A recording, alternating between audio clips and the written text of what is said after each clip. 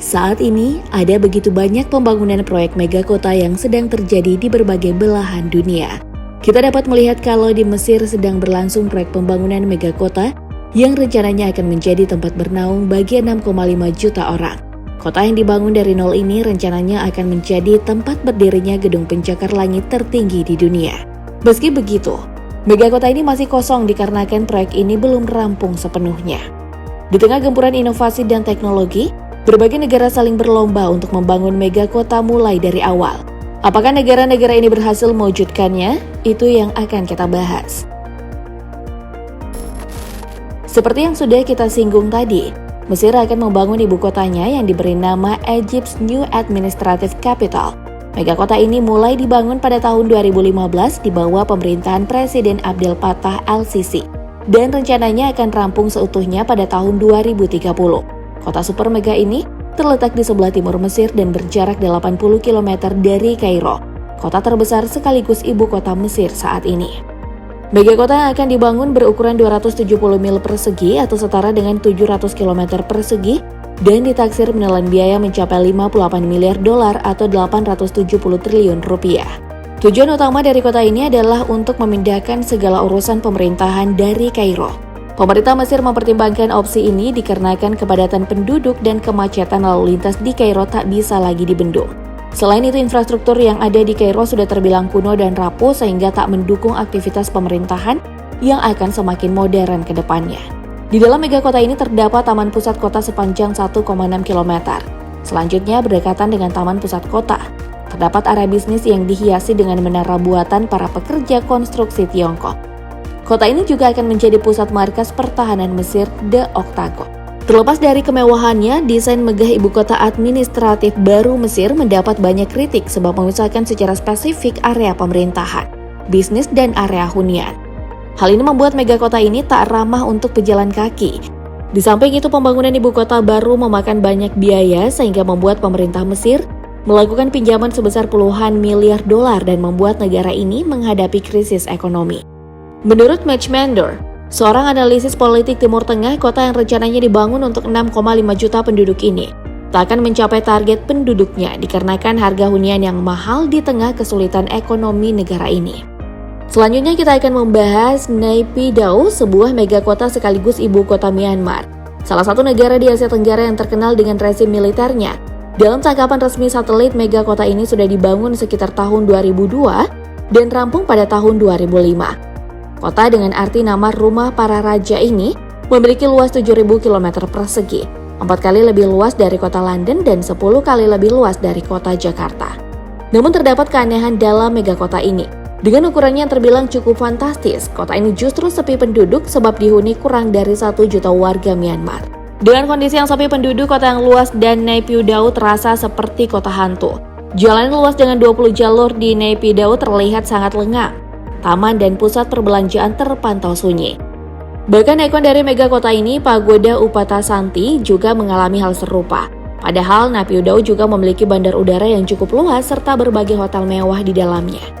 Di samping itu, bila melihat desainnya, megakota ini memiliki desain kota yang buruk sebab selain susunan jalan yang aneh dan tak beraturan, pembagian zona dari tiap bagian kota tak tertata dengan rapi, sehingga sulit untuk menentukan pusat dari megakota yang satu ini. Megakota yang dibangun sekitar 20 tahun lalu ini memakan biaya sebesar 4 miliar dolar. Hal ini terbilang cukup mahal mengingat PDB negara Myanmar pada masa itu kurang dari 10 miliar dolar.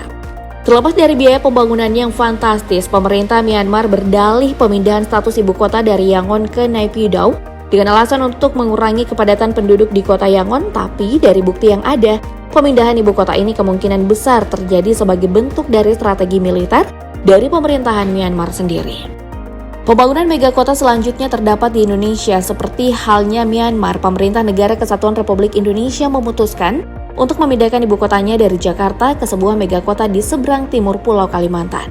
Megakota Nusantara atau yang lebih akrab disebut Ibu Kota Nusantara atau IKN adalah sebuah kota yang apabila rampung akan memiliki luas 2.500 km persegi. Nusantara sendiri akan dibangun dalam 5 tahap.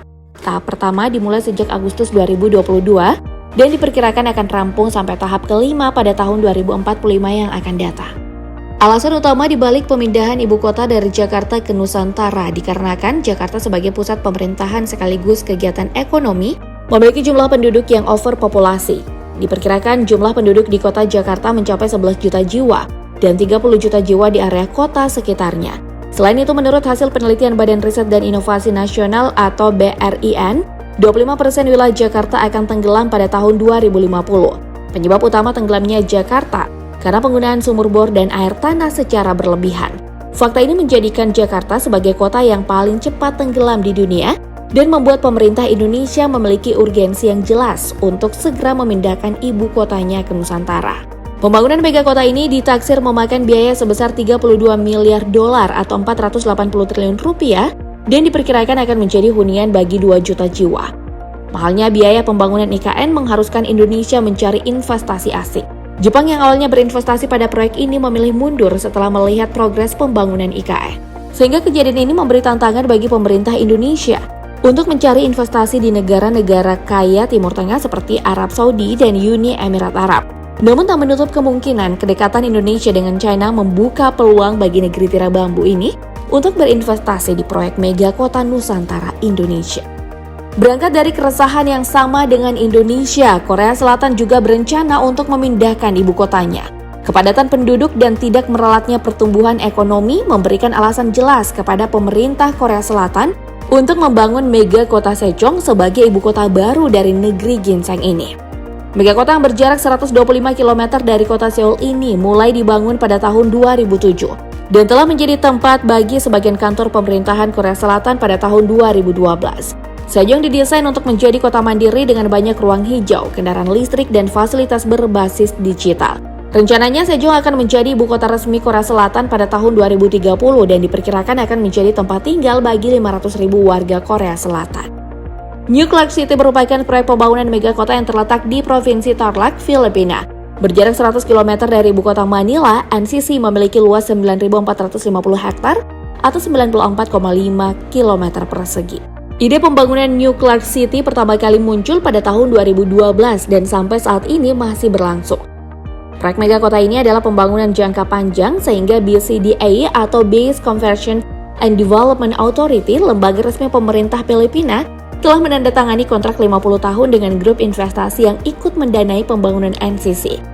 Megakota ini diharapkan dapat mengurangi beban ibu kota Manila yang dilanda masalah overpopulasi dan kemacetan. Megakota yang berukuran 2 kali lebih besar dari kota Matan ini diperkirakan akan menampung sekitar 2 juta warga Filipina dan memakan biaya sebesar 14 miliar dolar atau setara dengan 210 miliar rupiah. Selain untuk mengurangi beban kota Manila, pembangunan kota ini juga dikerjakan dengan tujuan untuk menciptakan kota ramah lingkungan dan tahan terhadap bencana alam.